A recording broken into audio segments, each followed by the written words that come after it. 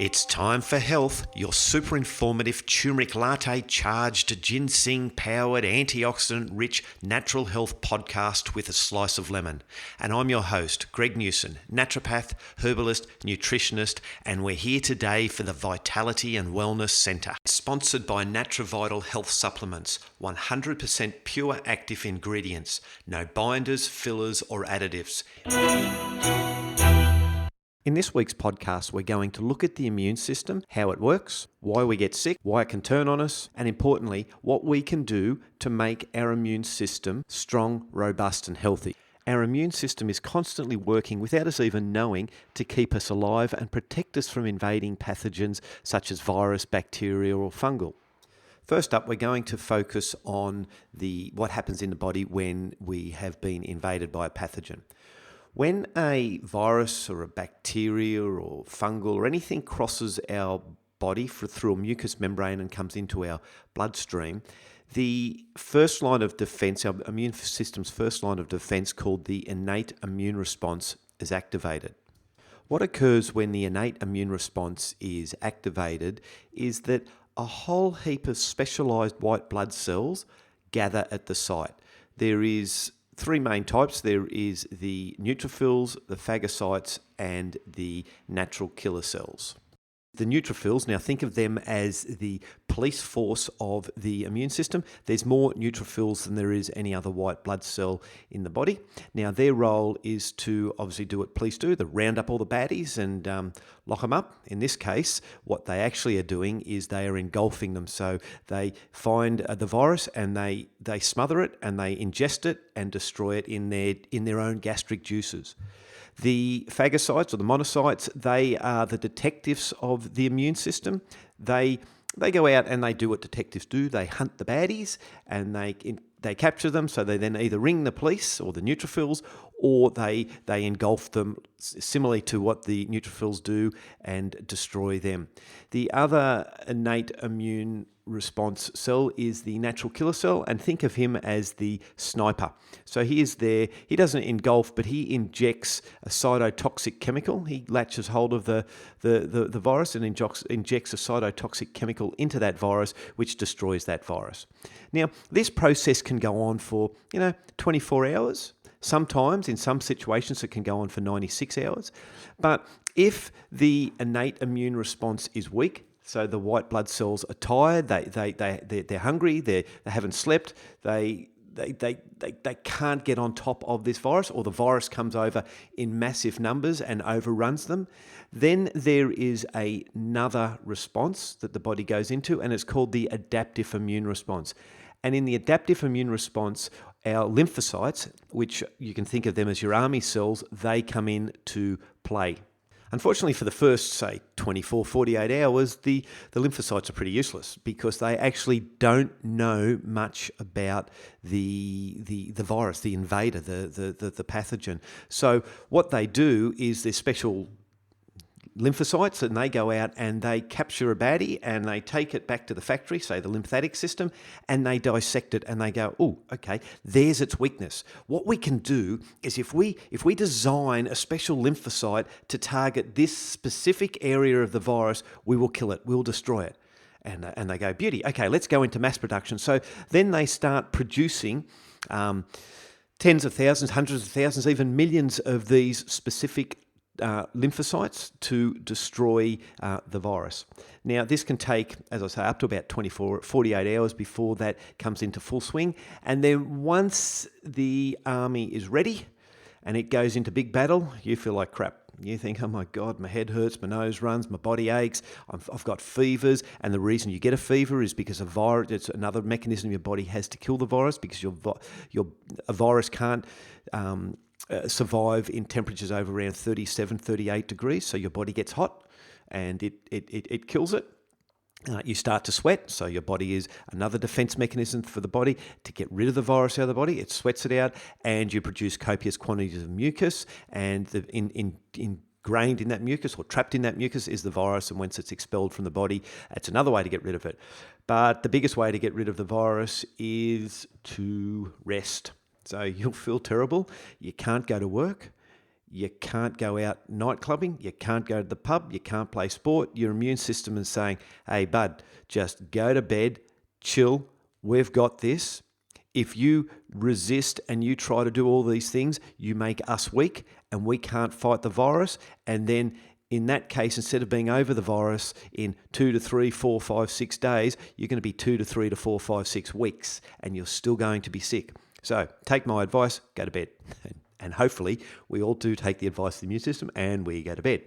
So what happens when the lymphocytes are starting to get active is there's two components to the army. There is the white, the B lymphocytes, so they're manufactured in bone, and the T lymphocytes are matured in the thymus, which is a very important immune gland that sits behind our breastbone, our chest bone. So the T lymphocytes, or the T lymphocytes, make up 80% of the of the army, of the lymphocytes, and the B lymphocytes make up 20% of the army. Now, when we get the virus in the bloodstream, the B lymphocytes are the ones that are active. They produce things called antibodies, and those antibodies either latch hold of the virus and destroy it, or they send out messengers. They act as a messenger to the neutrophils and the monocytes, the phagocytes, natural killer cells, and they come along and engulf or inject those viruses with chemicals and destroy them. Now, the T lymphocytes, they have no idea what's going on because they're blind to anything that's going on in the blood. So they make up 80% of your immune system and they haven't even come into battle yet. So they're just like twiddling their thumbs. They're thinking, oh yeah, we might get a call up soon. Yeah, let's play another game of euchre. So what a virus does is a virus doesn't hang around in blood. The role of the virus is not to hang around in the blood and just be attacked. Its role in life is to replicate, and it does that by infecting a cell. And once it's inside that cell, it starts to produce itself. It reproduces itself. It turns itself into, it clones itself. So it goes from 1 to 2 to 4 to 8 to 12 to 16 to 100 to 150 to 200 to 1,000. And once that cell gets more and more of these viruses in it, it starts to swell and expand. And then what that virus does, or what that cell does, I should say, is it explodes.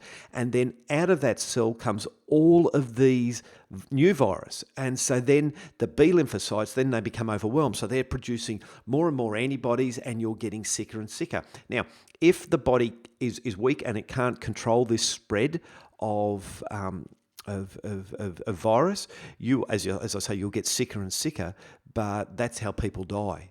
Because the flu's got them, the body can't cope, and all their cells get infested or infected with a virus, and you just get taken over. Now, that's all the doom and gloom. Sorry about that. So the T lymphocytes, once the cell's infected, the cell puts up a little red flag and says, "Hey, help, I'm infected." That's when the T lymphocytes come to the party. They then come and they start to swarm on all these infected cells, and then they inject cytotoxic chemicals into those cells, which destroys the virus, and it destroys that cell as well. But the body is very good at quickly reproducing new cells.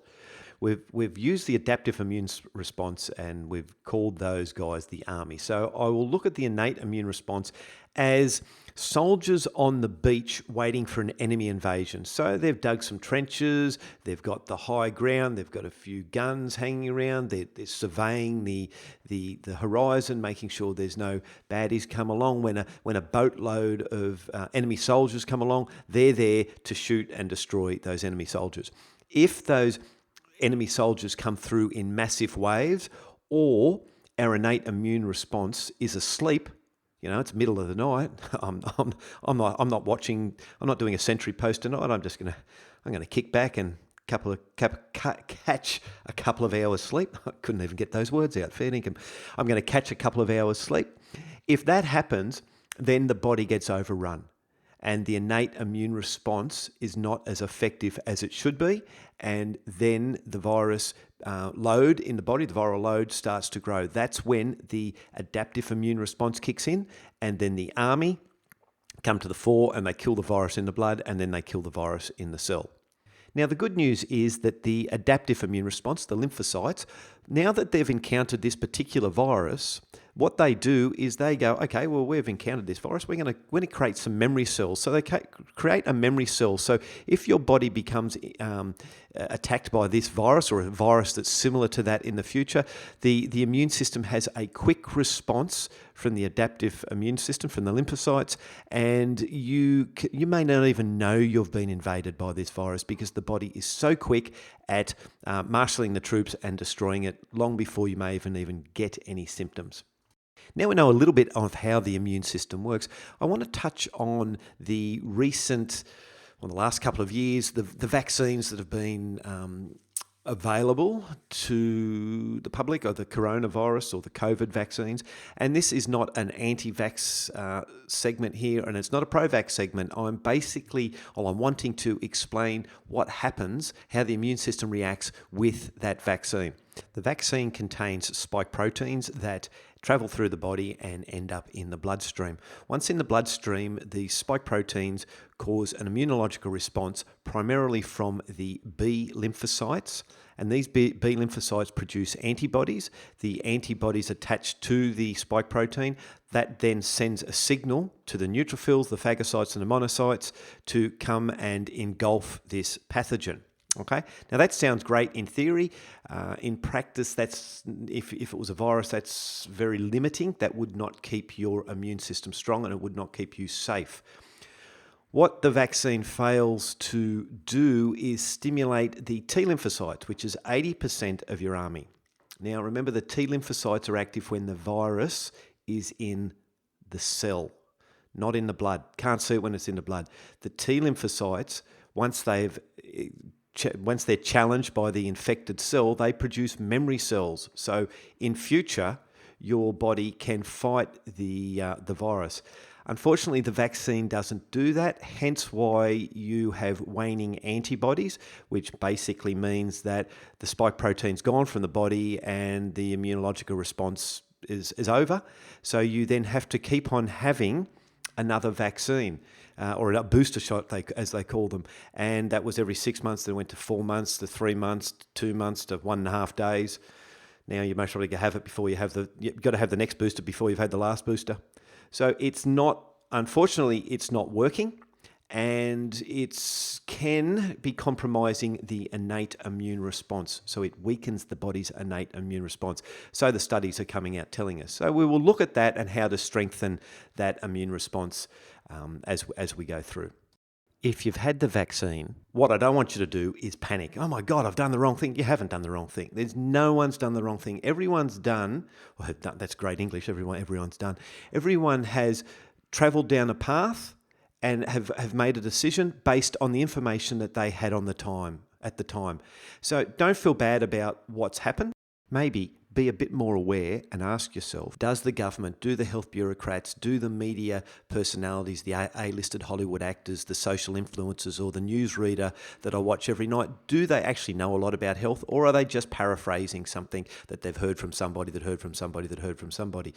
You've got to be a bit more aware of what's going on, and you've got to be a bit more understanding of how your body works, because at the end of the day, it is your body and you're in control of your body. You don't give your body's control to anybody else. The decisions that you do on a daily basis have a beneficial or a negative effect on you as a whole. So next time, don't freak out about it now, but next time just maybe question the narrative. Sometimes the immune system, it's not our friend. It just doesn't want to play ball with us. It can be angry, irritated, cranky, and when it's like this, it turns on us. And when it turns on us, it creates a condition called an autoimmune response or an autoimmune disease. And that means that the immune system attacks specific parts of the body. For example, if the immune system attacks the joints, that's rheumatoid arthritis. If it attacks the skin, it's psoriasis. The thyroid, that's Hashimoto's disease. The small intestine, that's Crohn's disease. The large intestine, that's ulcerative colitis. The pancreas, type 1 diabetes. If it creates inflammation throughout the body, if the immune system attacks itself and creates inflammation, that's lupus. If it attacks the mucous membranes or the the moisture-producing glands within the body. That's St. Jorvagan syndrome. Now, I hope I've said that correctly because I always have trouble with that word, and if I've offended the person it was named after, I am sorry. What we do know is that an autoimmune condition, it just doesn't happen overnight. It can take years to come to fruition, or even decades. Common causes of autoimmune disorder is the diet. If you starve the immune system, if you starve the body of the right nutrients, it can't work properly, and one side may become more dominant and the other side may be suppressed, and then that allows the body to attack itself. Pharmaceutical medications such as antibiotics, especially in early childhood, they deplete or destroy the immune system. Now, interestingly, 70% of the immune system is in the gut, and antibiotics, whether they're taken for a reason, they will destroy bacteria. Their role is to kill bacteria. Well, the immune system in the gut is made up of about 2 kilos of bacteria, and if you damage that or kill some strains of beneficial bacteria that live in the gut, that will alter an immune response.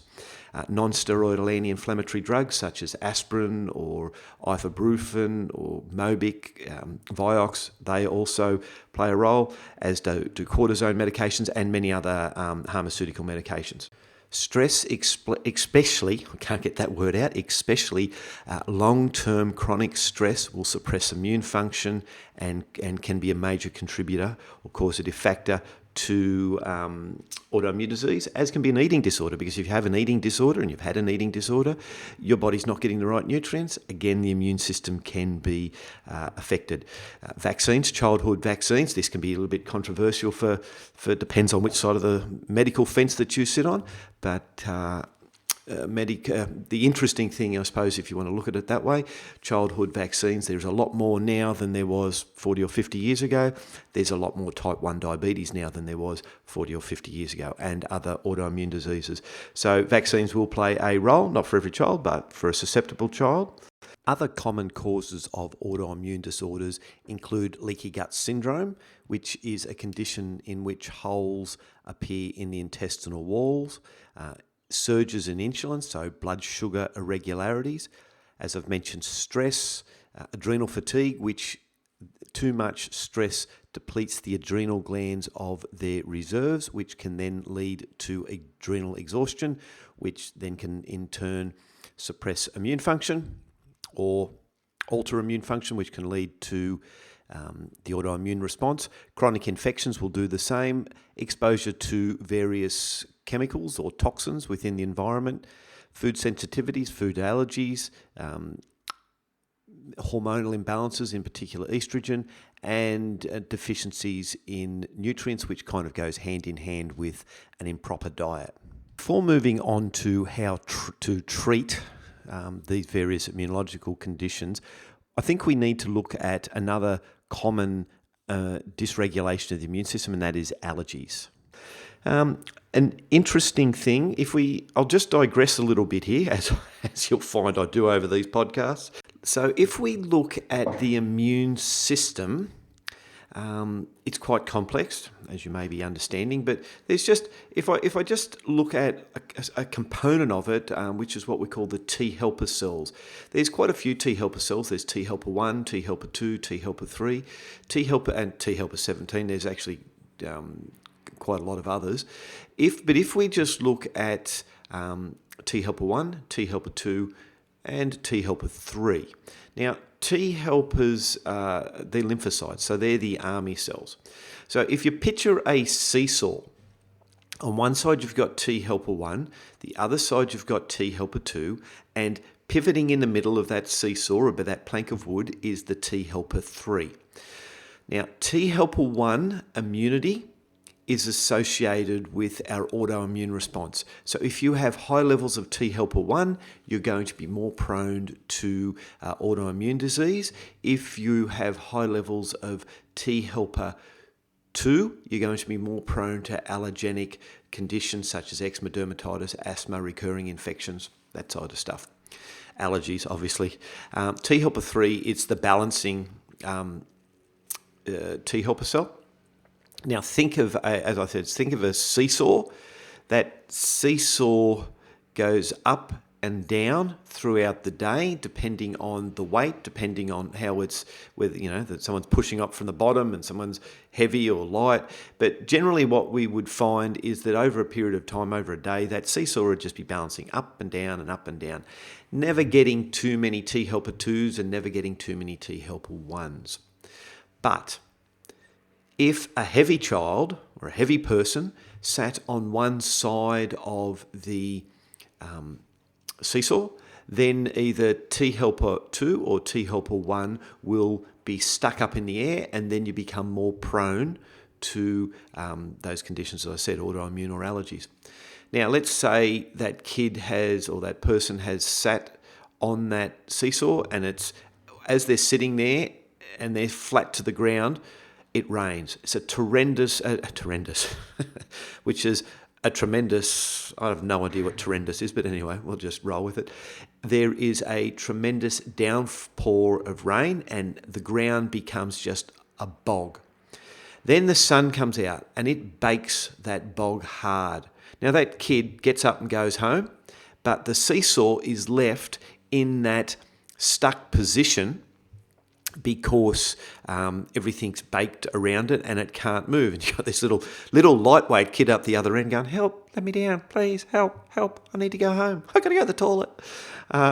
So that can be why you might have had, and that can be caused by an infection, it can be caused by stress, it can be caused by diet, it can be caused by a number of things.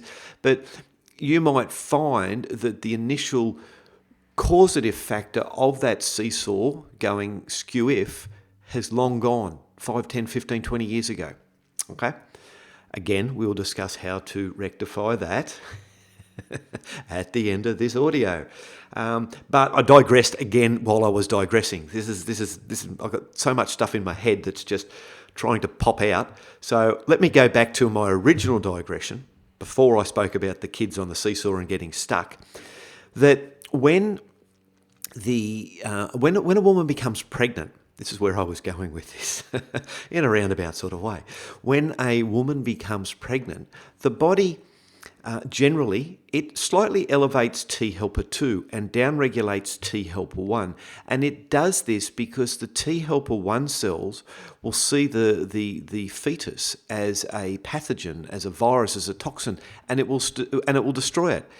That's why some women will always get these recurring miscarriages. There's a lot of times that we need to look at their immunological response when they're pregnant and downregulate that T helper 1 side of things. So when a woman's pregnant, T helper 2 remains elevated, keeps the baby healthy and safe. So if it gets elevated too much because there's been a lot of stress, there's been a crappy diet, there's medications or something like that going on at the time throughout pregnancy or pre-pregnancy, the child or the mother can get a lot of eczema or dermatitis. The child can be born with infantile cradle cap. I can't say that. Well, cradle cap, not cradle crap, or other, mucousy type things, allergy type things, because that T helper 1, that T helper 2, I should say, response makes you more prone to that. Now, as a general rule, most women won't have that, but if they're not as healthy as they should be, that's going to be the problem throughout pregnancy and when the baby's born. Now, coming down to how the baby's born, this plays a major role with long-term allergies. If a child's born C-section, it doesn't have the ability to pass down through the birth canal and out through the vagina. When it comes down through that birth canal, it comes in contact, because it's lived in this sterile environment in the placental sac. It becomes in contact with a whole heap of bacteria and other organisms that start to stimulate that T helper 1 response and lower that T helper 2 response. Okay. Now, then when the baby is breastfed, it gets that first lot of breast milk, is all this liquidy, clear, well, it's liquid, of course it's liquid. It's this clear liquid, which is all the colostrum, and that colostrum really supercharges the immune system. Then if the child's allowed to, chew toys and pick up pens and put them in their mouth and, just things off the ground, that then also continues to stimulate the immune system and rebalance the immune system through early childhood years. So Clean freak parents actually cause more harm to their child than a child that's allowed to have a bit of a snotty nose and stimulate and boost that immune system. So if the child is born C-sectioned or not breastfed, there is more chance of long-term allergies, and we've seen that time and time again, because that initial immune response where the T helper 2 was elevated has not been brought back under control. How we were born when we were a child and where we breastfed and what we were fed throughout our childhood, what was mum's health like throughout pregnancy? Was she on medication? What was dad's health like at time of conception? What was mum's health like at time of conception? Because the quality of the sperm and the egg, that makes up who you are. So if the quality of the sperm and the egg wasn't, as good as it should be, your health, and it could affect your immune system. It might affect your kidneys, your liver, your spleen. Everyone's different. It just depends what genetic weaknesses have been passed down through the sperm and the egg. But if that wasn't a good enough quality, that could be part of the allergy response within the body.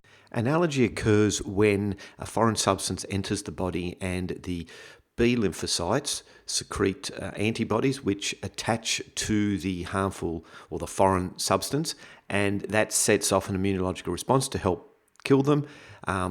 Then what we call cells called mast cells, they also have what we call IgE receptors or IgE antibodies that attaches to that foreign substance and it kills that foreign substance. But by doing that, it also then degranulates, it breaks down and then releases high amounts of histamine and leukotrienes, which then create inflammation. Inflammation also then goes about destroying that harmful substance.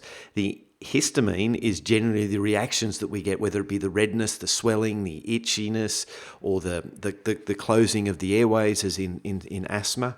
Obviously, severe allergy is anaphylaxis, and then you need your EpiPen, your adrenaline pump, to survive. So allergies can be quite serious. Well, the most common cause of an allergy is food. It's the food that we eat. So that you've heard that saying, one man's food's another man's poison. We're not all designed, or our bodies are not all the same. They're all unique. And so what one person can tolerate, another person can't. Now, what plays a major role with what we can and what we can't tolerate is the gut, is our digestive system. Because as I mentioned earlier, 70% of the immune system lives in the gut, and that immune system that lives in the gut is the immune system that controls the autoimmune response in the body. It's also the immune system that controls the allergy response in the body. So picture this: if the immune system's home is the gut, and you've got a room, you just walked into a house and you've just purchased a house and it's an old house, and you've walked into one of the bedrooms, the carpet on the floor is 50 years old, it's mouldy, it just looks terrible, there's holes punched in the wall, or someone didn't look after the house very well, it hasn't been painted in 50 years, the paint's peeling off the walls, there's black mould on the ceiling, there's a smell, it's just not a nice room. Well, think of that room as your gut. If your gut is unhealthy because of pharmaceutical medication, because of diet, because of lifestyle factors, because of stress or genetics, your immune system is not going to be healthy. Now, fast forward, you've ripped up the carpet, you've sanded the timber, it's got nice timber floors underneath, you've sanded the timber floors, you've filled up all the holes on the wall, you've put a fresh coat of paint on it, you've cleaned all the mould off, everything looks Mickey Mouse, you've opened up the blinds, the sun's streaming in, it looks fantastic. That house or that room is a good energy room. If you then think of the gut as the same, that immune system that lives in that room, it's going to thrive. It's going to be fantastic and healthy, and it's going to be doing what it can to keep you healthy. Hence, you may have guessed that part of the treatment strategy to enhance immune function is getting gut health right. So I've digressed again, sorry. What originally started off as me talking about the role of food in relationship to allergies quickly turned into talking about the gut and a dirty room and a clean room. But that gut health is paramount to any immunological condition, including allergies. And, as you can imagine, if we're talking about food, the gut is where the nutrients are broken down and absorbed. So looking at food specifically, everyone can be allergic to a specific food or a certain food. So some people say, oh, I can't have dairy or I can't have wheat. It bloats me. It gives me diarrhea. It gives me itchiness. Other people, it's chicken. It gives me depression. Other people, oh, apples really upset me or bananas upset me. But really, what's going on? Why is that upsetting me? Why is that food upsetting me and not upsetting somebody else? Well, here's a different way to look at it. And I suppose we look at a bit of quantum physics here. We look at a bit of, science fiction, if you want to call it that. Science has shown us that all matter on this planet is made up of atoms. And what an atom does is it spins at a certain frequency, and that creates matter. So the frequency of a banana is different to the frequency of an apple, which is different to the frequency of a pear, which is different to the frequency of a lead pencil. The atoms are spinning at a different, as I said, frequency, which I've mentioned quite a lot in the last 10 seconds, to create what they are designed to create. Now, let's say you eat an apple, and the frequency of the apple, the atoms that are spinning in that apple, resonate very well with you. And when they resonate well with you, they enhance your being, they enhance your health. But if that frequency of that apple is not spinning at a frequency that is acceptable to your body, it can then cause dis-ease or disharmony within the body, which then can create symptoms such as allergies or bloating, gas, constipation, whatever it may be. We are all vibrational beings, and if we think of it this way, that you would expect that black cola drinks and takeaway plastic cheese hamburgers and lollies and soft drinks don't have a great vibrational energy. They're nutrient dead. You've most probably heard of that saying, they're nutrient dead. Whereas you would think lettuce and alfalfa sprouts and capsicums and beetroot and brown rice all have a great nutrient-rich energy, and they would vibrate at a higher energy than those man-made takeaway type foods, thus creating a more healthy environment for our body to thrive and grow. But as I think it was Hippocrates famously said, one man's food's another man's poison. And that is because not all of the healthy foods, or what we classify healthy foods, resonate well with every same individual. People can be reactive at different stages of life, at different times of the year, or just in general to certain foods. So there is things like certain blood tests or hair analysis that marry up the vibration of the hair of a person to the vibration of the foods. There's blood tests that can look at the IgE component which is the immunological component within the blood. So if allergies are a common thing with you, looking at your food is what you eat is one of the most important things that you can do to help improve the allergenic load within the body. Now, some people do get allergens from external sources, such as leaves of trees or sap or pollen, and they can cause a lot of problems with people. But something has caused that immune system within the gut to go haywire to start with, and generally, food is a common cause. Now, what else can suppress immune function? Stress. Unfortunately, we live in this 21st century where stress seems to just get more and more and more every day. Our stress these days is far greater than the stress of our ancestors. Now, with the stress, we will digress a little bit more. There's a thing called the flight-fight response, which some of you may have heard of, and that is that when your body perceives a threat, it produces adrenaline, and that adrenaline makes the heart pump faster, and there's more blood flow down to the arms and the legs and the ear. Hearing's better and the sight's better. Smell, all our senses improve. And we're going to do one of two things. We're going to run away or we're going to fight. Now, that massive amount of adrenaline surge that we get causes the adrenal glands to secrete a substance called cortisol. Now, cortisol buffers the toxic effects of adrenaline in the body. But elevated cortisol, if cortisol is constantly elevated because we're constantly under stress, that then suppresses immune function. So it dampens our body's immune response and it increases the body's inflammatory immune response. Now, the immune system controls inflammation, but if it can't control inflammation, inflammation runs rampant, and then inflammation is behind 98% of all disease, whether it be diabetes, dementia, cardiovascular disease, cancer. They are all a inflammatory disorder controlled by the immune system. Okay, right. So, 10,000 years ago, if you're roaming through the bush, you really only had to worry about a saber-toothed tiger chasing you, and then that flight responses really kicked in, or a warring tribe. You didn't have to worry about cave tax or cave insurance or cave mortgage repayments. You didn't have to worry about food shortages. You didn't have to worry about foods that were not natural because, believe it or not, you eating man-made food creates a stress within the body. So stress is not just worrying about the wife, the husband, the kids, the finances. It's watching a violent movie that causes an adrenaline response. It's taking medications or pharmaceutical medicines that creates a stress response in the body. It's eating the wrong foods that stresses the body. It's being too hot, too cold. That causes a stress on the body. It's those violent games and the gaming sort of things that causes a stress on the body.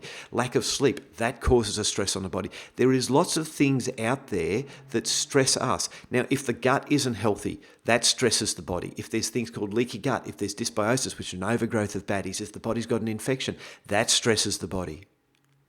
Then you've got all your work stress and all that sort of stuff, and then the social media stress, and then obviously the stress of the last couple of years with the insane COVID restrictions and rules that have plagued. I know have plagued Australia and have plagued a lot of the other parts of the world as well. So that's all stress. Well, that suppresses. You might as well just get a sledgehammer and start beating your immune system to death, because that's what it does. It's just not good. And it affects all the other organs in the body as well. And you age quicker than you should. You get wrinkles. If that doesn't help, you're going to look old and haggard. So smoking stresses the body. Talking about old and haggard. Smoking depletes 10 milligrams of vitamin C per cigarette. Sorry, another digressive moment. Lack of sleep also stresses the body. Now, lack of sleep, it's me trying to talk too fast. Lack of sleep also suppresses immune function. Now, between the hours of around 10 to 2 every night, your body does a virus scan. Just, like your computers, they do a virus scan. Well, your body does that. It goes, scans your whole body, checks out everything that's going on, checks the brain out, the liver, the spleen, the kidneys. And if there's infections or if there's immune imbalances, it will rebalance your body. Right? So it's quite important. That's when your body regenerates. Sleep is important on so many levels, but it also downregulates the inflammation, chronic inflammation.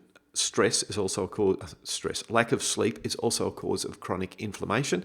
Chronic inflammation suppresses immune function even further. Sleep balances the innate and adaptive immune responses. So if you're getting to bed at midnight, and you're getting up at 5, you're only getting 5 hours sleep. Your body is going, not happy. Now, you might be able to function, but, you've got to, you rob Peter, you've got to pay Paul one day. So it's going to come back and it's going to bite you on the arse quicker than you can whistle Dixie. So look at getting good quality sleep. Now, I know people say, look, I'll sleep when I'm dead, and that's fine. But I would rather... If we look at both of those people, I've often thought about this. Let's say I'm one of them and you're one of them, and you're going to sleep when you're dead, and I'm going to look after myself, and we're both going to die at 80. By the time you get to 50, you're overweight, you're a bit stressed, you're on the edge, you've got anxiety, a bit of depression. By the time you're 55, you've got type 1 diabetes, or type 2 diabetes, I should say. By the time you're 60, cholesterol's up, high blood pressure, You then hit to 70, starting to get dementia. You then have 10 years of not knowing who you are. And then you die at 80. Whereas on the other hand, I've looked after myself and I've got to 79 and 3/4, I've got sick and then died. What life do you want? I would prefer to have, I'd prefer to have my life than yours. No, I don't mean it that way. I mean, I would prefer to have a life where I've got wellness and I can do the things that I want to do. My illnesses, my ailments are not holding me back living the life that I was meant to live and creating the future and creating my whole existence. So it's quite important to get a good night's sleep. Another common cause of immune dysregulation or immune imbalance is pharmaceutical drugs. Now, and in particular, antibiotics. Now, antibiotics do play a role to save lives in certain circumstances. So if you've got a life-threatening bacteria, an antibiotic will stop you from knocking on heaven's door. So that within itself is a good thing. But over the years, antibiotics have been handed out by far too much. You get a little sniffle, oh, have an antibiotic. Oh, you've got a swollen knee, have an antibiotic. Oh, your little big toe, there's a little infection there, have an antibiotic. You know, and what those antibiotics have done is that the role of an antibiotic is to kill bacteria. Now, an antibiotic doesn't discriminate between the bacteria in the body. Now, within the body, interestingly, they mapped the human genome 20 years ago now, I suppose, or even longer. And what they found is that 98% of the genes in the human body were of alien origin, which means they weren't human. And they were made up of all the bacteria and all the beneficial viruses and beneficial fungi that live within the body to keep us well. So there's microbiome on the skin, body's first line of defense. When a bacteria comes along and lands on, bad bacteria lands on the skin, the good bacteria on the skin eat it, which is a good thing. I'm going to digress again. When the skin has a pH of I think around 4. When you wash it with soap, you change the pH, you change the living environment, and that pH can be 7, 8. Well, then that good bacteria doesn't live too well on the skin. So, if you're looking to keep your skin healthy, you might want to get more of a balanced soap to wash your skin, or don't wash your skin every day unless it's dirty. Yeah, your choice. Again, another digressive moment here from Greg.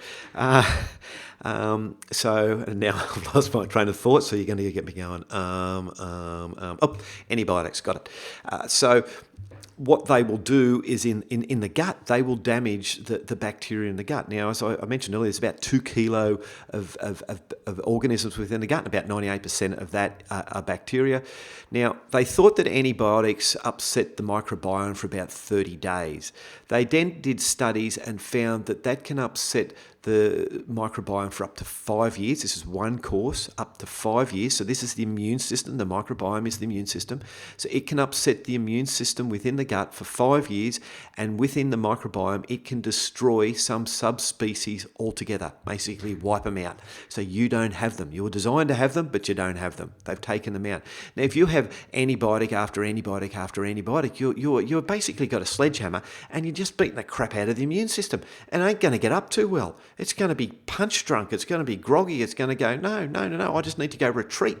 So, and children, this is what I've found in clinic with children over the years. They had a lot of antibiotics for ear grommets and infections when I was a child. Well, they then suffer. It either goes one of two ways. They suffer a lot of mental health problems, or they suffer a lot of allergies or autoimmune diseases throughout their later years in life. There are a lot of natural alternatives to antibiotics, such as garlic, golden seal, or propolis, but we'll discuss that a little bit later. Other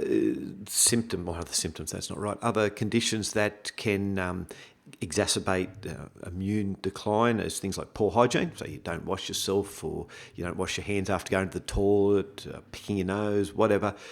So those sort of practices, they can over time cause your immune system to become weaker, as can lack of physical exercise. So you're very stagnant. Well, you're not getting everything flowing through the body. Once it doesn't flow through the body can't detoxify as effectively as it should. So movement removes toxins through the lymphatic system. The lymphatic system is part of the immune system. Well, has a strong affinity with the immune system, I should say.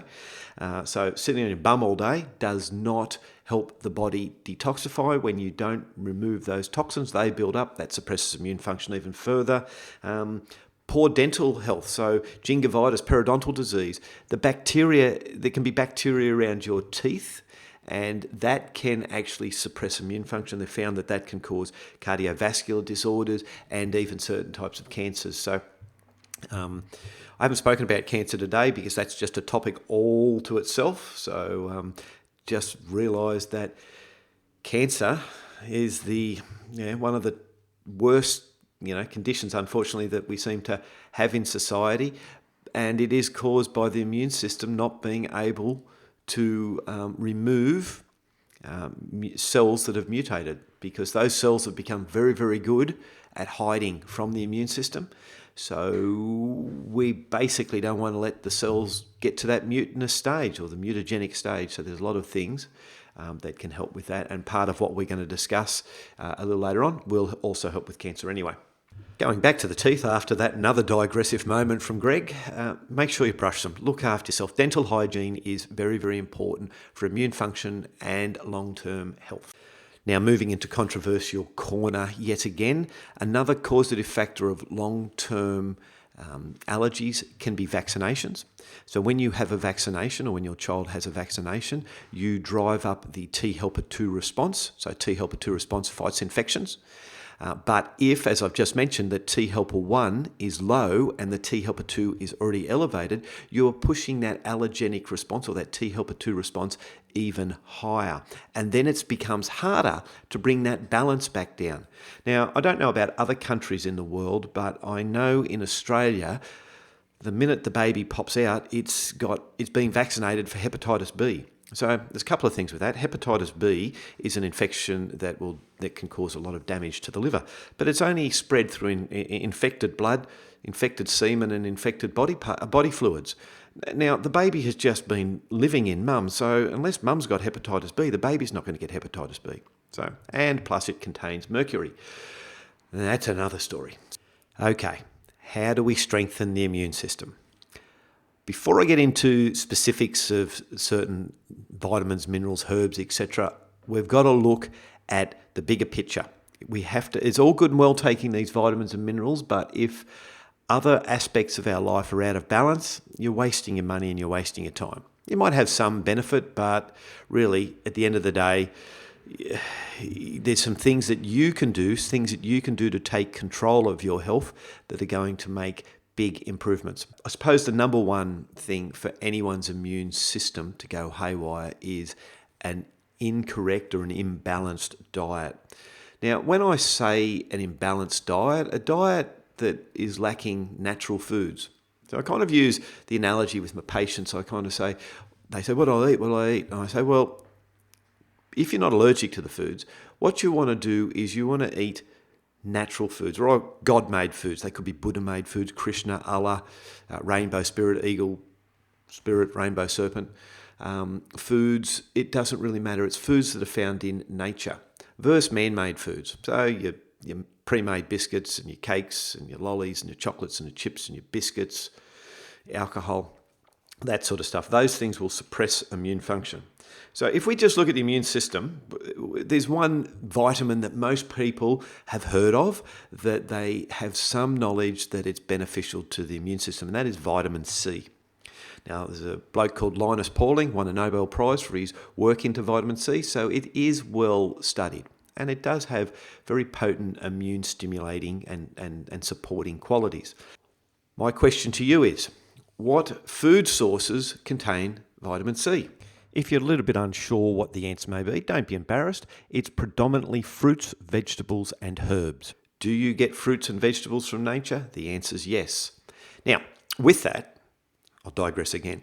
With foods found, with vitamin C in foods, the minute the foods have been picked, the vitamin C is there to protect the food. So the minute the food's been picked, it's stopped being able to produce enough vitamin C, and the vitamin C levels start to decline. If the foods such as tomatoes, oranges, etc. have been picked green so they can go into cold storage, or even apples, the vitamin C content never got to where it needs to be.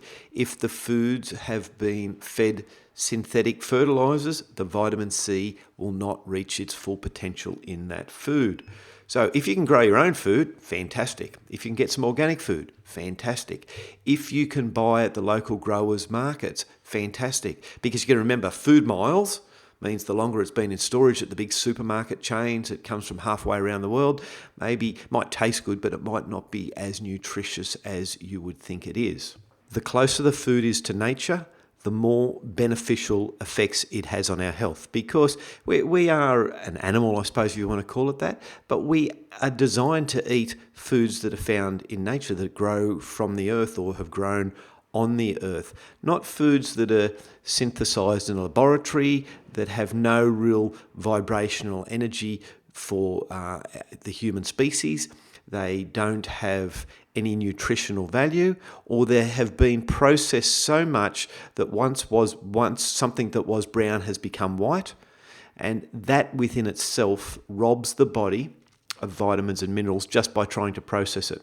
So eat as much fruit and vegetables and nuts and seeds and legumes and pulses and beans and cows and chickens and eggs and oysters and prawns that you can. And if you're going to eat the seafood, fish is in there as well. Seafood, wild caught, not farmed fish or farmed prawns, because they just feed them pellets and antibiotics to try to keep them healthy, which is then what you eat. And the same goes with our meat and eggs. You want grass-fed meat and free-range or organic or biodynamic eggs and chickens as well.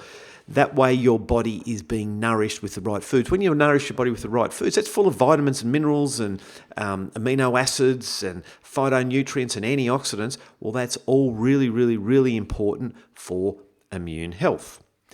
The second thing that you have control over is a set bedtime. So getting to bed early, getting some good quality sleep before midnight, say hopping into bed at 9:30 at night, getting up at 6 in the morning, that allows your body to regenerate, recharge, and revitalize every single system in your body, including the immune system. Plus, it also reduces the stress response on the body, because if you remember I said earlier on, stress is a suppressor of immune function, as is poor sleep. So talking about stress, if you have trouble coping with stress, I always recommend get a piece of paper. Write down every stressor that you can think of that comes into your head, and put an A, B, or C, or a 1, 2, 3 next to them.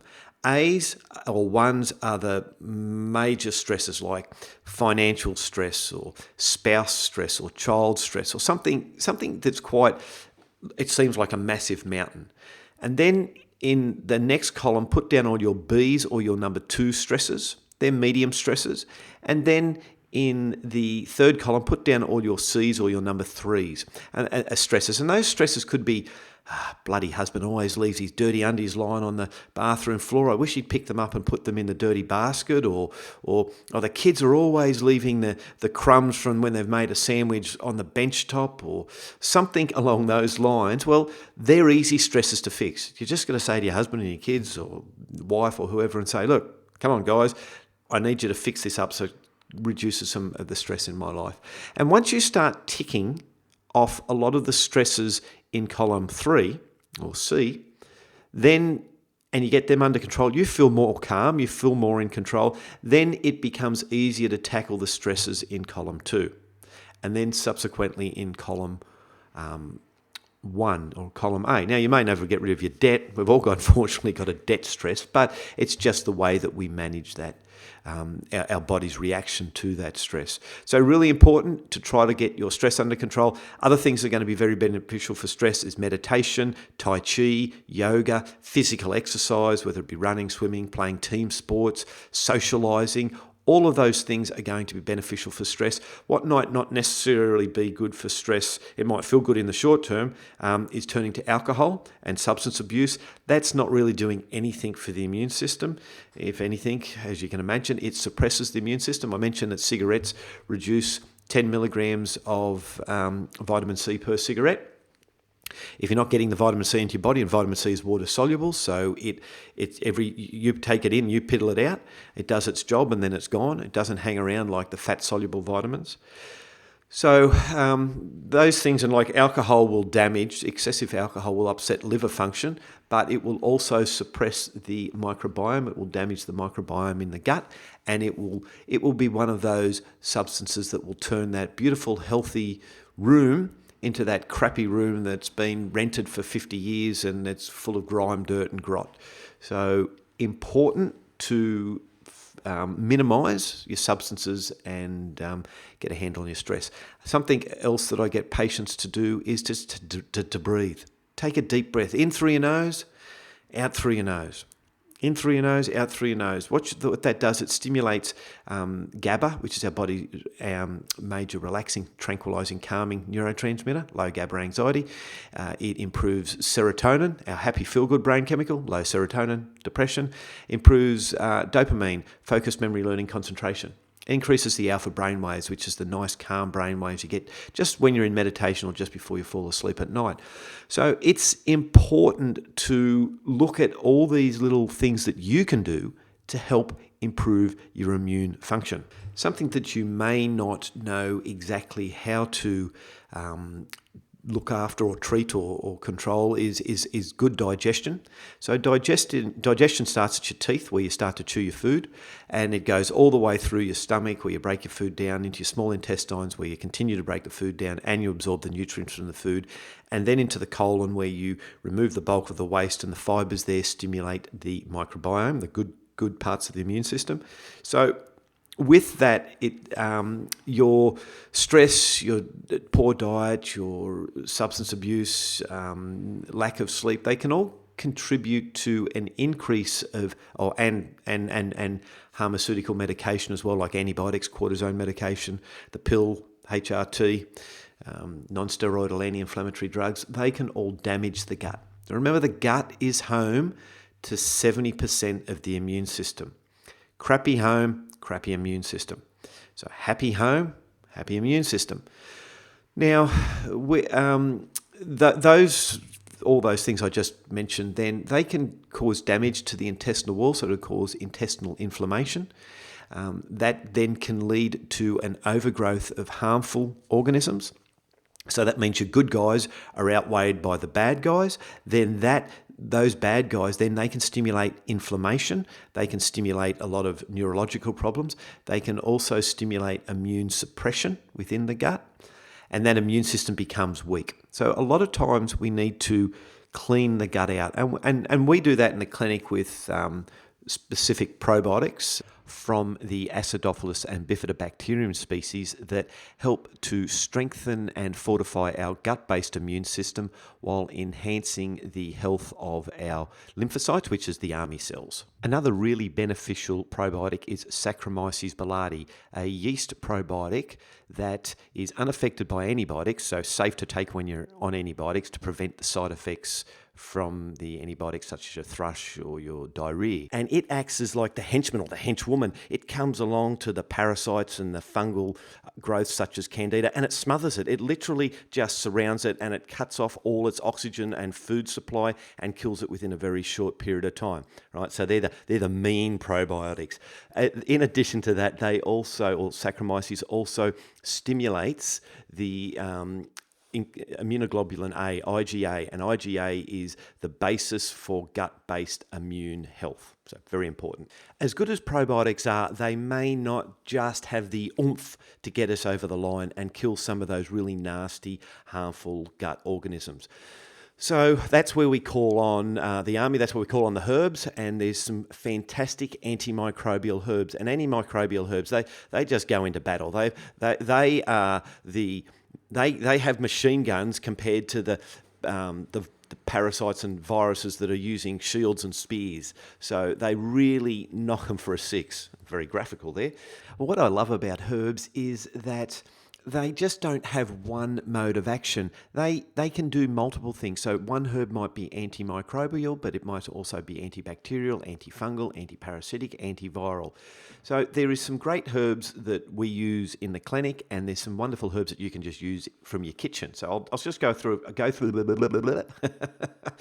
words out, get the words out. I'll go through some herbs that you may or may not have heard of, but are going to be very, very beneficial to help clear and eradicate the intestinal infestation. So barberry, pau d'arco, wormwood, obviously that's going to eliminate worms.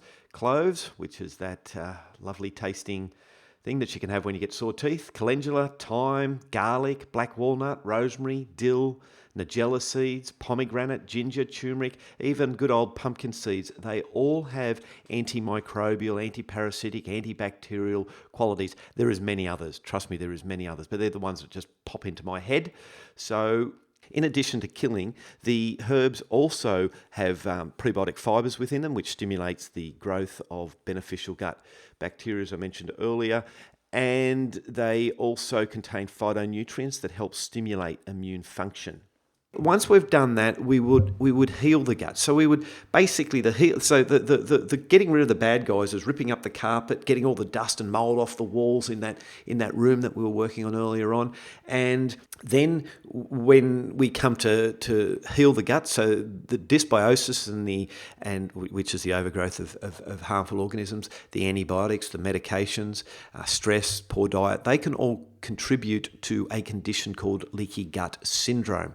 So leaky gut syndrome, think of a brick wall, and the brick wall has got bits of mortar around the brick wall, the bit of cement, the concrete that holds the bricks together in the house.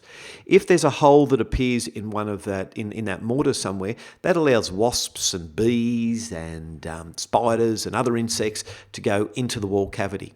And then they can create a nest. They can create, if it's bees, they can create a lot of damage. It smells nice smelling honey, but they can cause damage. So if you then can think of that happening within your gut, the cells are joined together by what we call tight gap junction proteins, and they are dissolved and broken down, and then that allows microscopic particles to pass into the bloodstream, and that can be undigested food, bacteria byproducts, poisons, in severe cases feces, to pass into the bloodstream, which the liver has to deal with, and it dumps it back into the intestinal tract, and it goes around and around and around. That then causes a whole heap of problem for the immune system within the blood and the immune system within the gut. And it causes a lot of other problems, which we'll most probably have a good discussion on this when we do a podcast on digestion. Now, so what the role to do with going back to the immune system? We've got to heal that gut. So we've cleaned it all out. We've cleaned it all out. We've sandpapered the walls. Now we're filling up all the holes with polyfiller or spackle or gyprock filler, and we're sanding all that back, and then we're painting it and bringing it up to good as new. And we do that in the clinic again with probiotics and an amino acid called glutamine. Now, glutamine is fuel and food for all the enterocytes, so there are cells that line the intestines, and that regenerates them. It is also a precursor to glutathione, which is the body's potent antioxidant. It also helps to downregulate inflammation. Other herbs that are going to be really beneficial to help soothe and repair the gut wall are things like slippery elm. So slippery elm puts a coating over the lining of the intestines, and then that allows the gut or the tissue that's below that to heal quite effectively. Things like marshmallow, yucca, they're kind of also mucilage type herbs, so they add a bit more moisture to the lining of the intestines. Prebiotic fibres, they're very, very important. They are special fibres that are found in fruits and vegetables and certain herbs. And what they do is they're broken down. They're not absorbed in the small intestine. They get to the large intestine where they are broken down by what we call commensal bacteria. So they're neither good nor bad. And they break them down to substances called short-chain fatty acids. Now, short-chain fatty acids have two major roles to play within the gut. Firstly, they become the fuel, the food for all the other beneficial bacteria. So I've mentioned that there's the Acidophilus species and a Bifidobacterium species, and they are ones that can live outside the gut, so we can put them into a supplement. Once they get into the body, they rev everybody up. They're the party animals of the good bacteria. But they only hang around for about 3 to 6 weeks, and once they've gone, and then the rest of the guys they've been revified, and it's a great word, that, isn't it? Just made it up. So they feel good, but the party effects aren't there. So the short chain fatty acids that are produced from the prebiotic fibers, they actually feed the masses. They are the nutrients that they're the only fuel supply, or the only food supply, I should say, that those bacteria eat. In addition, the colonocytes, which are cells that make up the colon and small intestine, they only get their fuel supply from this short-chain fatty acids. So if there's low levels of short-chain fatty acids, those colonocytes wither and die. Now, if those colonocytes wither and die, you can then get abnormal cell growth, so polyps, tumours, colon cancer. But you will also get intestinal inflammation, leaky gut syndrome. So very, very important. Prebiotic fibers, very, very important, hence why fruit and veg is also very important. You can get prebiotics in the form of inulin, oligosaccharides, galactosaccharides, and things like arabinogalactans, resistance banana starch, which is basically green bananas. So you can eat a green banana. It tastes a bit funny, but that taste in a green banana is a lot of the starch, which is the prebiotic or the resistant fiber in this case. So once that's done, we've got the gut sorted out. We then go, okay, my gut's pretty healthy. I'm eating well, I'm sleeping well, I'm managing my stress, the inflammation's come down a bit, everything's going well. What can I do in the long term to keep my immune system healthy? Okay, I have mentioned vitamin C, and vitamin C is really important. It is a water-soluble vitamin, which basically means that you eat it, it goes into the body, and then you piddle it out. Vitamin Bs are the same. Whereas vitamin A, E, D, E, and K, they're fat-soluble, so they hang around in the body for quite a while. So eating lots of fruits and vegetables is really important, and even taking a vitamin C supplement. Now, it can be quite beneficial because it kickstarts that immune system. So with the immune system, there is three key ingredients.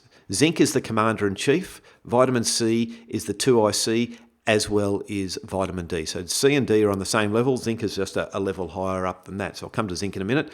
Vitamin C is, you get a lot of vitamin C tablets, powders and capsules, and I used them in my clinic for years and years and years until I came across a study that said that, don't quote me exactly on the figures, but it's around these. Like if you take 70 or 80 milligrams of vitamin C, your body will, in a powder or a tablet form or a capsule form, your body will absorb around 97, 98% of that. If you go to 170 milligrams of vitamin C, whether it be ascorbic acid or sodium ascorbate, potassium ascorbate, your body will only absorb 70% of it. When you get up to 1,000 milligrams, which is basically a standard vitamin C serve, your body will absorb less than 50% of that vitamin C. That makes it very expensive piddle and poo. So I don't use that anymore. I use a different type of vitamin C, and it's a liposomal vitamin C. And liposomal basically is vitamin C encapsulated in a fat molecule, and it's a phospholipid fat, and the brain and every single cell is is surrounded or made up of phospholipids. So it's very, very important for body function. And a vitamin C through ultrasonics is broken down to very small particles, nanoparticles, which is millionths of a meter, and they are then absorbed. They are combined in the liposomal, in the fat, in the phospholipid, I'll get it out in a minute, and then they're absorbed through the tongue, the mouth, the esophagus, the stomach, the intestines, any mucous membrane. So they don't rely on digestion for absorption. So if you've got a crappy digestive system, you're not going to be absorbing as much of anything anyway. The absorption of vitamin C from the liposomal form is around 97 to 98%, so a lot more therapeutic, and it gets into the bloodstream far quicker, and it lasts a lot longer. So it has a greater therapeutic range.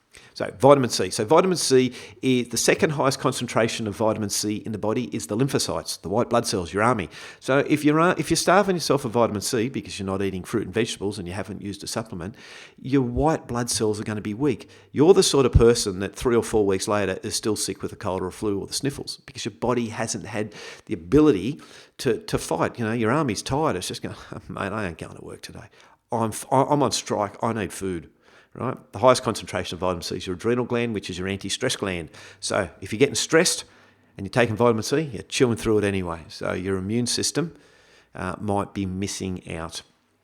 I mentioned vitamin D. I forgot to mention one very important thing that helps the immune system, and that's sunlight. Hey, how do we forget that? That's a lovely free thing we can always get. So we've been told how bad the sun is for us, and I have no idea why, because they think it's, there's an increase of risk of skin cancers and all that, and there is, but it's not from the sun, because the body lacks, because of our Western diet, our lovely Western man-made diet, we start to lose the antioxidants, which is very important to stimulate immune function. Antioxidants are substances that protect cells from damage. So green tea, very high antioxidant. St. Mary's thistle or blessed thistle, which is a herb we use for liver, high in antioxidants. Rosemary, high in antioxidants. You can name any fruit, vegetable or herb and they'll be all high in antioxidants. Anything purple, very high in anthocyanins, brilliant antioxidant.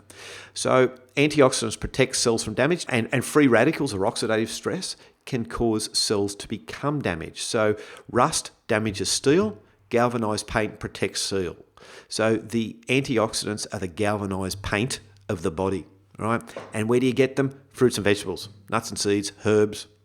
Get some in some plant, some animal-based foods as well, but most of them in fruit and veg and herbs, any plant-based thing. Okay, right. So I digress again. I've gone off on another tangent. Fair income, you might be listening to this podcast for the next 45 hours. There's just so much. So vitamin D, the sunlight, great for vitamin D. It hits your skin. The melanin is then produced. Your kidneys then convert the vitamin D into the active form. So kidneys play a role with immune function. Crappy kidneys, crappy immune function. Not going to go there, not today. I can hear you snoring already. Now, vitamin D plays an important role with immune health, in particular autoimmune disorders. So people that have autoimmune disorders are generally lower in vitamin D than the normal population, or they need higher levels of vitamin D than people that don't have autoimmune diseases. Also, low levels of vitamin D, well, actually not that low. On a blood test, if the levels are below 85, your body has difficulty switching on its antimicrobial defense system. So lack of antimicrobial defense system means that you can get more and more infections, and severe infections, which showed itself through COVID. They found that people that had lower levels of vitamin D also had severer symptoms. Now, the commander-in-chief of the immune system is zinc. Zinc does over 300 different is involved in over 300 different chemical reactions within the body, regulates blood sugar level, helps make brain chemicals. It's very important for digestion, makes stomach acid, heals, it's wound healing. But by far its most important function is as the commander-in-chief of the whole immune system. It orchestrates everything. It's in control.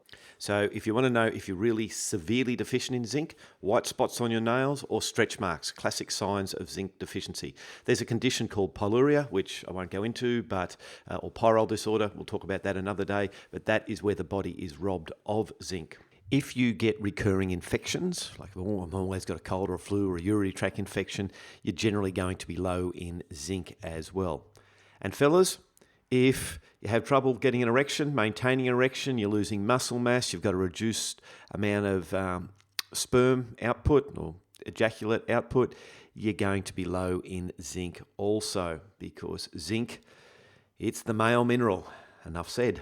So with COVID, one of the things to protect people against COVID, the COVID virus, was zinc. Even though the information wasn't presented that well by mainstream media, scientific literature just came out every day. Zinc this, zinc that. Oysters are the highest natural source of zinc. So if you love them, you're laughing. If you don't, you're going to find something else. I'm sorry. Other really good sources of zinc are grass-fed meats where the ground has an abundance of zinc, so the zinc is uptaken by the grass and the cows or the sheep eat the grass. Ginger, very good source of zinc, as are pumpkin seeds. Now, I've only just touched on the main vitamins and minerals that help stimulate immune function and the ones that people are mainly familiar with. But there's other minerals such as magnesium, selenium, iodine. They all help improve immune function, as does B1, B6, B2, B3, vitamin E, vitamin A. They're all immune stimulating or all immune, help support the immune system in some way. Herbs are nature's answer to pharmaceutical medication. They are complex structures, so they contain many active components, whereas medications themselves, drugs themselves, generally only contain one or two active ingredients. Now, herbs have a great affinity with the body and they bring back balance. They cure, they heal the body by bringing the body back to balance. Now, some herbs have affinity with specific organs like St. Mary's thistle for the liver, globe artichoke for the liver, horse chestnut for the veins, saw palmetto for the prostate, false unicorn root for the ovaries, whereas there is some fantastic herbs that help either modulate, bring back balance to the immune system, or they stimulate, they charge up the army, or they suppress in the case of an autoimmune condition. So we're going to look at those herbs, or just give you a quick brief overview of which herbs do what. So if we look at immune modulating herbs, they're herbs that if it's a little bit too high, they bring it back to normal. If it's a little bit too low, they bring it up to normal. Herbs such as Siberian ginseng withania, also known as ashwagandha, cat's claw, holy basil, astragalus, licorice, reishi, glossy privet, even echinacea, all help to modulate immune function.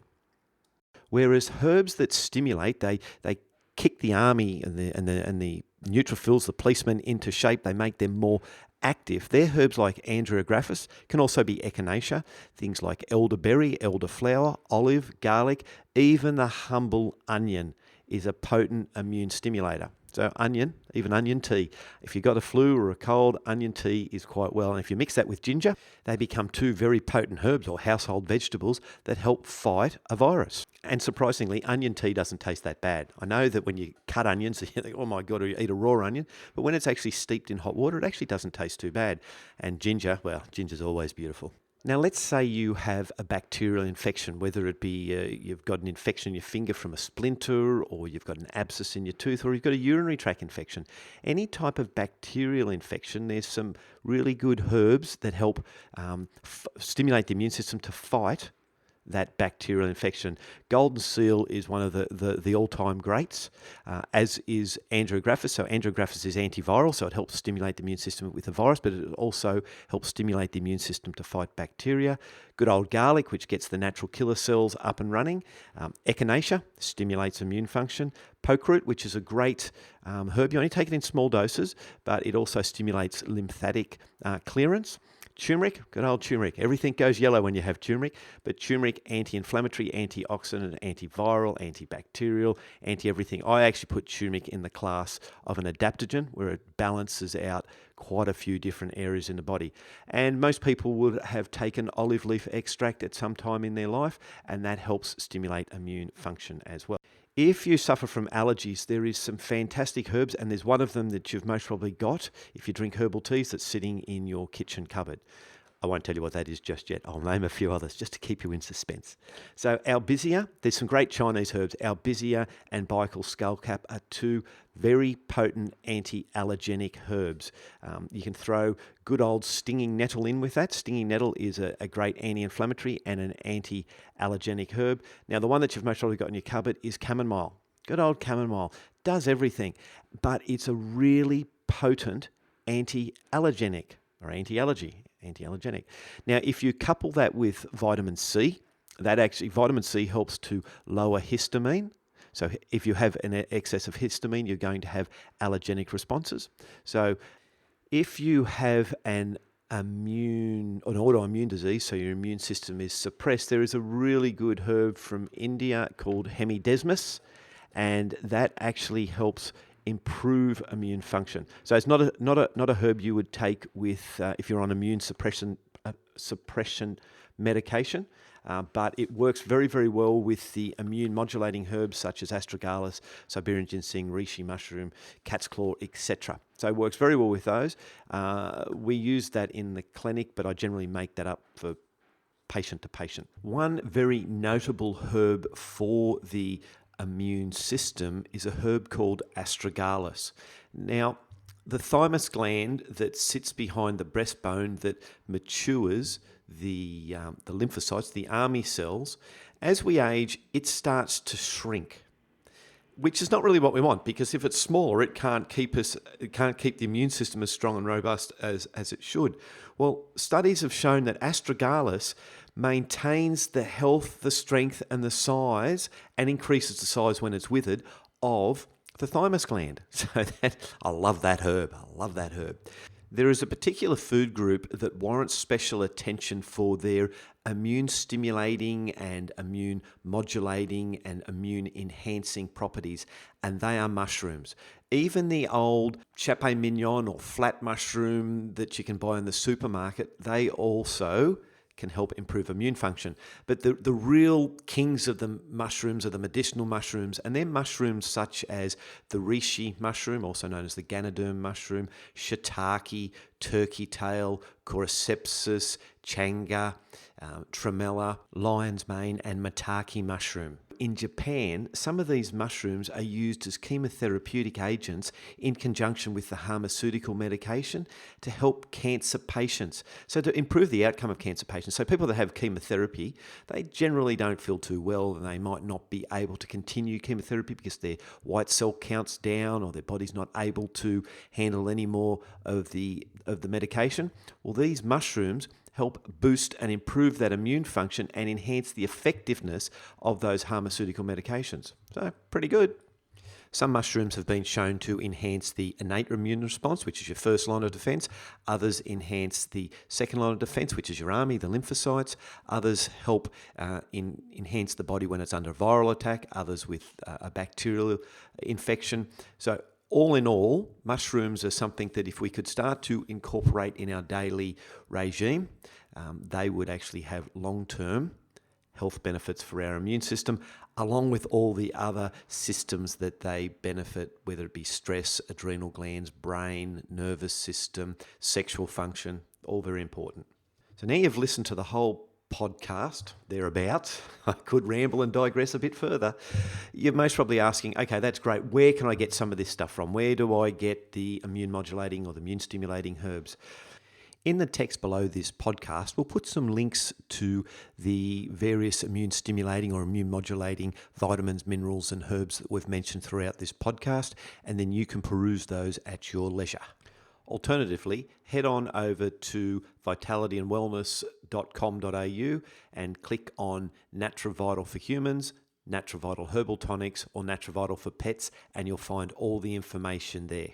So hopefully that's given you some good information on how the immune system works. And I know it's a lot more complex than that, but do you have a spare 5 hours to listen to me drone on? Maybe if you want to go to sleep at night, there could be a good possibility. But we will touch more on the immune system in upcoming podcasts, and we'll break it down even further. Now, I suppose the legal side of things, any information that I've given you today is purely informational and is not meant to treat, cure, or diagnose a disease or illness. Please see your healthcare professional before taking any advice that you may think you have got. Before you go, please subscribe to our channel so you'll know when the next podcast is available. Until next time, this is Greg Newson. Laugh out loud and love life.